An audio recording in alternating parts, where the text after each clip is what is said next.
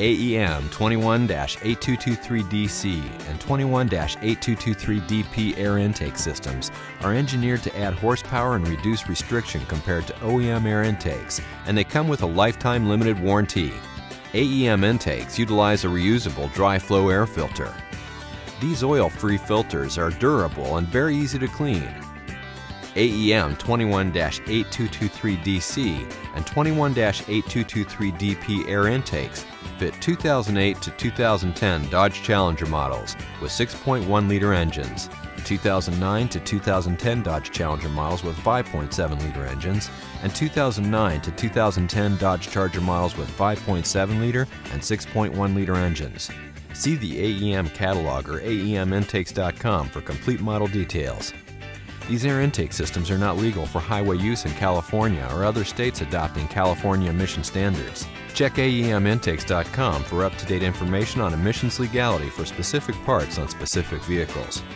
AEM power testing showed an estimated power gain of 24 horsepower at 5,400 RPM with this air intake installed on a 2009 Dodge Challenger with a 6.1-liter engine. Actual results will vary depending on condition of vehicle, mileage, weather, and other variables. Here's a comparison of the vehicle sound on the dyno with the stock OEM system versus AEM's air intake.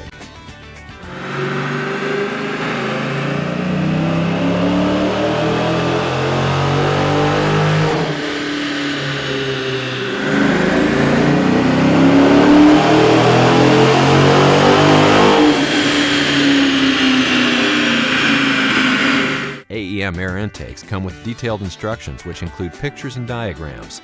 AEM intakes are engineered for specific vehicles to produce a safe horsepower increase. Make sure vehicle is parked on level surface. Set parking brake. If engine has run in the past 2 hours, let it cool down. Disconnect all negative battery terminals. Raise the front of the vehicle with the jack. Refer to your owner's manual for proper jack and jack stand placement to properly support the vehicle.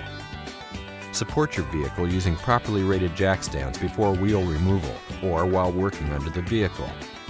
Do not discard stock components after removal of the factory system. Remove the bolt securing the OEM airbox and loosen the hose clamp at the throttle body. Pull to remove the crankcase breather hose from the nipple on the head cover. Unplug the IAT sensor. To unplug the IAT sensor, slide the red tab back to unlock the latch on the plug. Then press in on the latch and pull the plug off of the sensor. For gray tabbed connectors, push the top of the gray tab in and simply pull the connector off. Pull the rubber inlet hose off the throttle body, then lift and remove the OEM airbox assembly. Carefully remove the IAT sensor from the OEM rubber inlet hose. Set the sensor aside for future use. In the wheel well area of each side, remove the 3 clips securing the belly pan. From underneath the car, remove 3 clips, 7 screws, and 2 bolts from the belly pan. The number of each may vary depending on the vehicle. Remove the belly pan. For maximum performance from your intake system, you may choose to remove the air deflector. When installing the intake system, do not completely tighten the hose clamps or mounting hardware until instructed to do so. From underneath the car, install the M8 rubber mount through the slotted hole in the sheet metal. Secure it with one M8 washer and nut. Do not completely tighten the M8 nut. This will allow room for adjustment. Hold the rubber coupler as shown. Squeeze the hump end of the coupler to collapse it into itself. From underneath the car, hold the collapsed coupler firmly, then insert it into the large hole in the sheet metal. Make sure that the hump is all the way through the hole, then release the coupler and manipulate it until the sheet metal snaps into the groove in the coupler.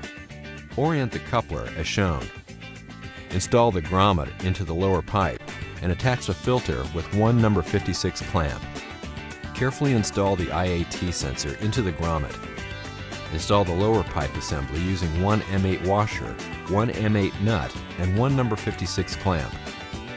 Adjust the lower pipe assembly so that there is equal space between the filter, bumper support, fender liner, and marker lamp.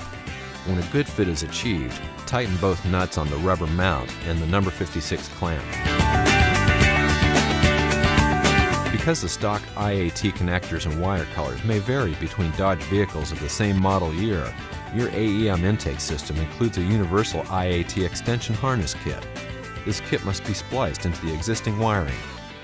Slit open the insulation cover at the end of the IAT connector cable to expose the two wires. Cut the wires 1 to 2 inches, 5 centimeters, below the connector. Strip the ends of the wires at the connector. Crimp on a PermaSeal connector onto each of the IAT connector wires. Strip both ends of the black and white 20 gauge wires.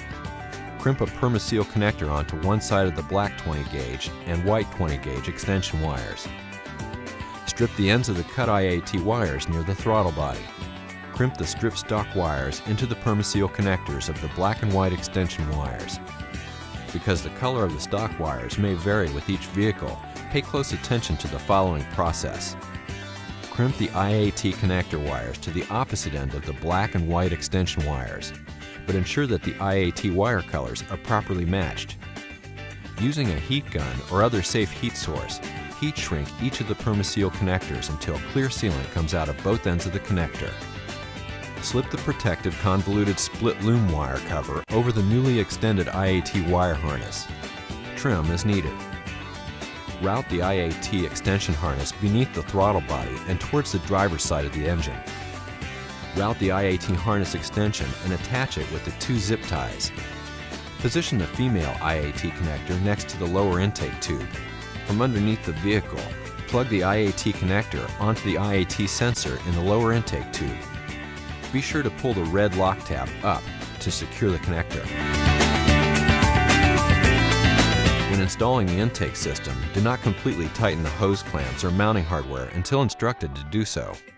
Loosely install a number 56 hose clamp over the upper opening of the elbow hump hose. Install the silicone coupler and 2 number 56 clamps onto the throttle body.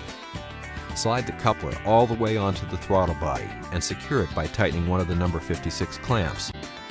Insert the lower end of the upper intake pipe into the rubber coupler, then carefully angle the other end into the throttle body coupler.